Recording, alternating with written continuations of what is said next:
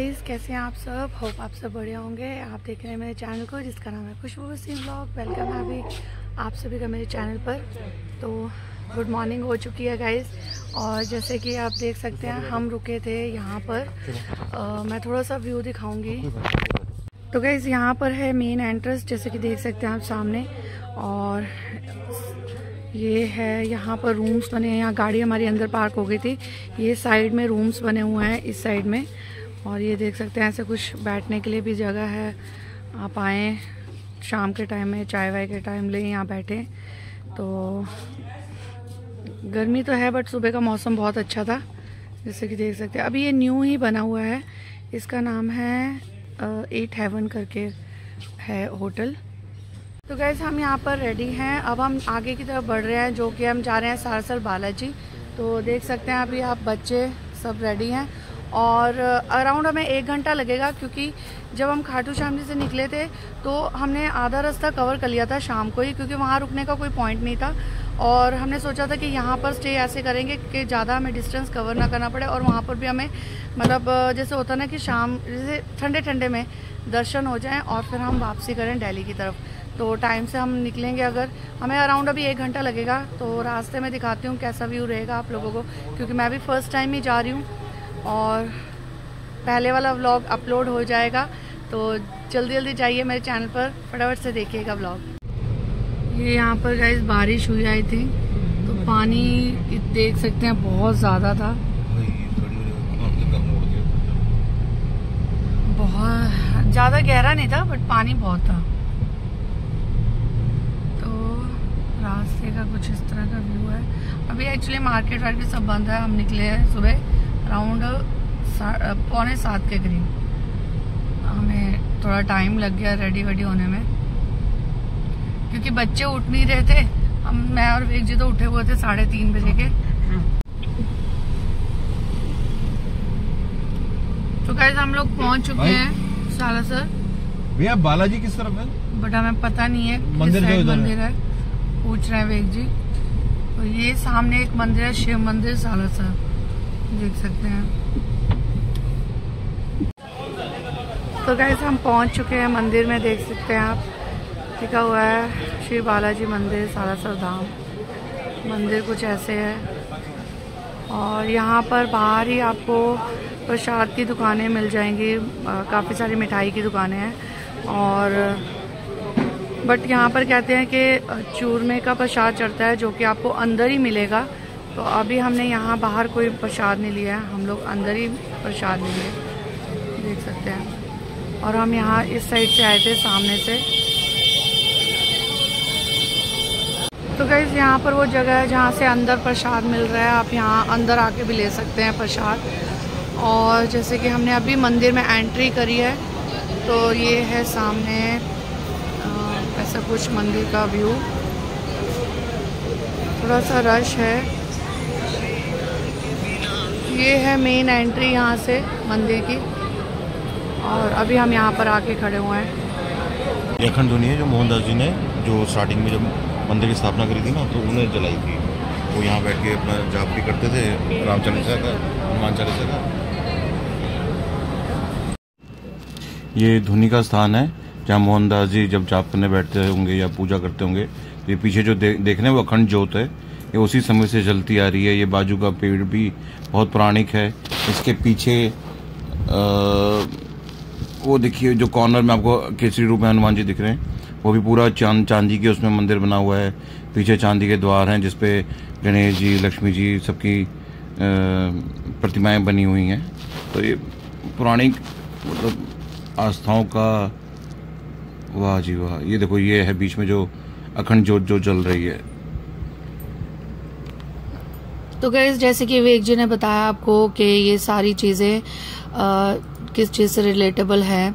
ये देख सकते हैं आप, जो अखंड ज्योत जल रही है, ये हर टाइम जलती रहती है। ये इसके ऊपर जो इतनी बड़ी चिमनी है, ताकि वो जो धुआं है वो ऊपर को खींच ले, जैसे ज्यादा धुआं भी ना हो।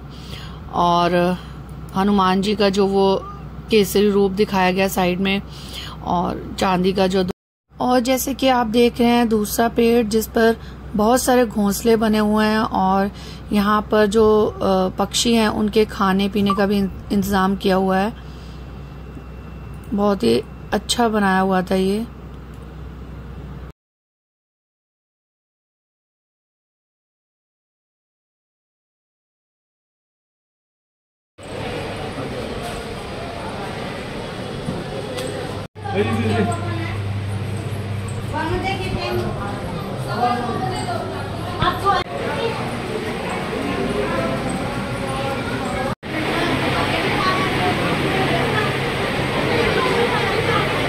जय जय श्री राम।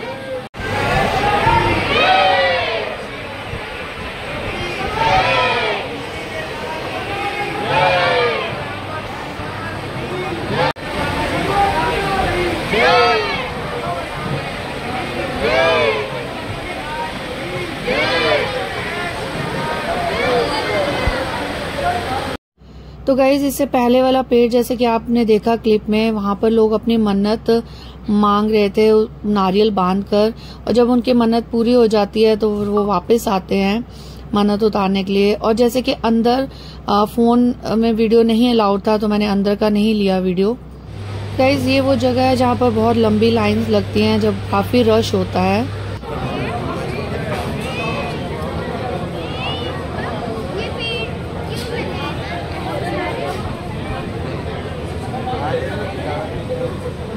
तो गाइस हमारे दर्शन हो गए, अभी बहुत ही अच्छे दर्शन हुए, मतलब कोई रश नहीं था। पहले जब हमने कल किसी भैया से पूछा तो बोल रहे 1-1 घंटे की लाइन रहती है मैम, 1-1 घंटा 2-2 घंटे खड़े रहना पड़ता है, और कोई फेस्टिवल आ जाए तो और भी मतलब ज्यादा टाइम लग जाता है, बहुत बहुत लंबी लाइंस होती हैं।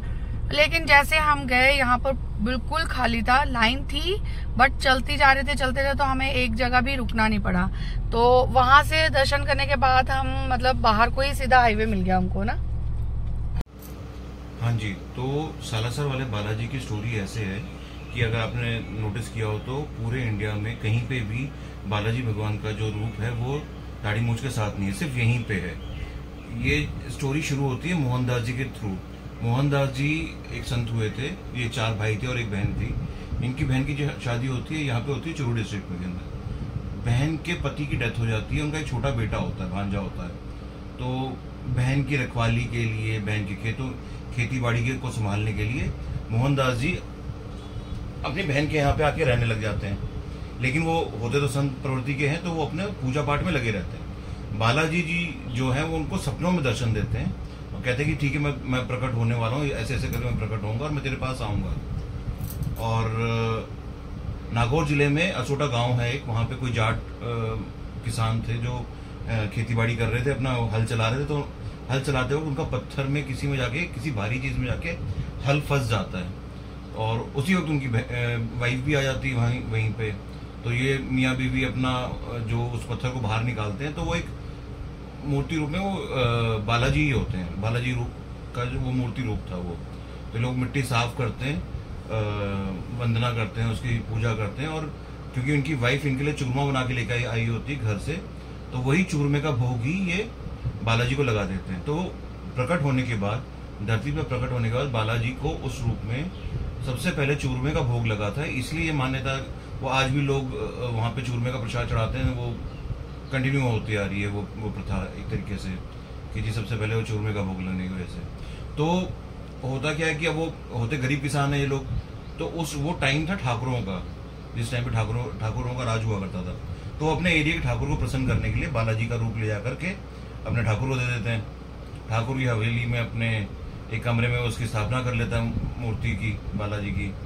लेकिन बालाजी फिर सपने में उसको दर्शन देते हैं ठाकुर को कि भाई मेरा आसन यहाँ नहीं है, मेरा कहीं और है, तो मुझे बैलगाड़ी पे बैठा करके वहां भेजो सालासर।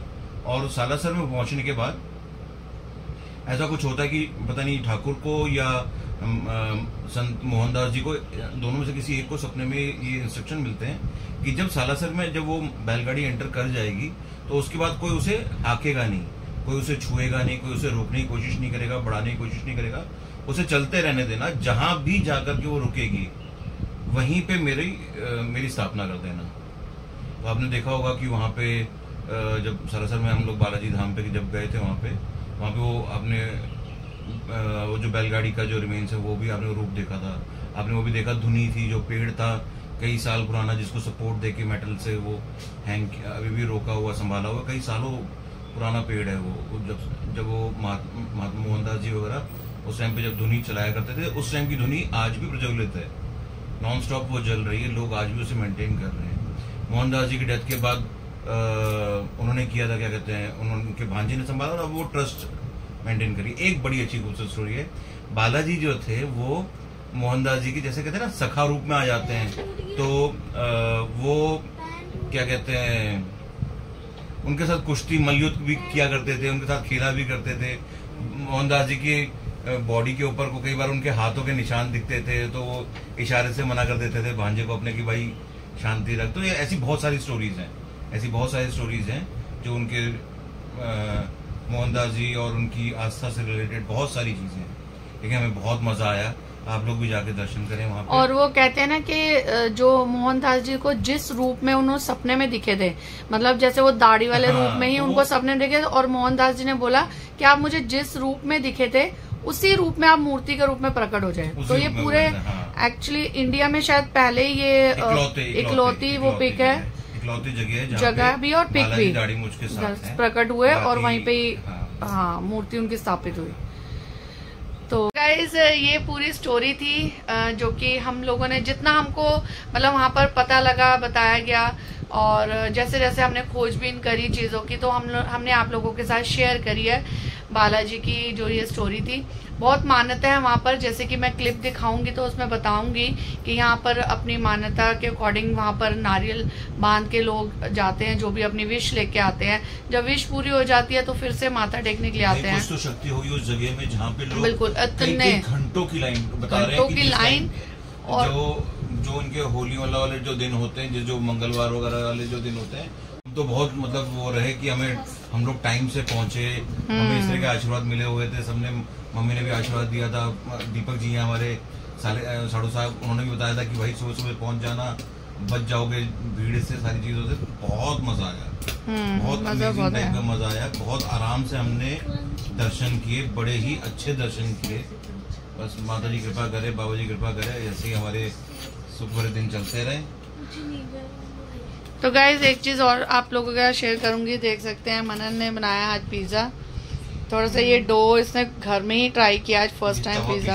तवा पिज्जा नहीं है, तो ये कढ़ाई वाला पिज्जा है, जो माइक्रोवेव में बनते हैं ना। चीजें हैं, कुछ चीजें हैं जो हम लोग प्लान कर रहे हैं, वो भी बताऊंगी जब प्लान हो जाएंगी, जब हमारी चीजें, तो मैं आप लोगों के साथ जरूर शेयर करूंगी कि हम क्या सोच रहे हैं चीजें क्या करने की।